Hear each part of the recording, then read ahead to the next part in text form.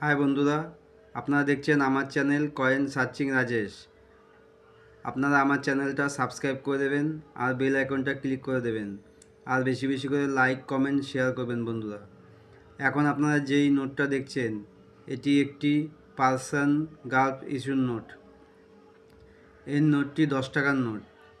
এই নোটটা SBI আঙ্গারের signature, আর date হলো 1959। কালার হলো orange, blue and multi colour. এই নোটটার সাইজ হলো 127x73 mm। এই নোটটা যদি আপনাদের কাছে থাকে তাহলে আপনারা এর দাম পাবেন 50,000 টাকার থেকে 1 লাখের কাছাকাছি বন্ধুরা। আর এই নোটটার পিপিক্স হবে জেড, আর ইনসেট হবে প্লেন।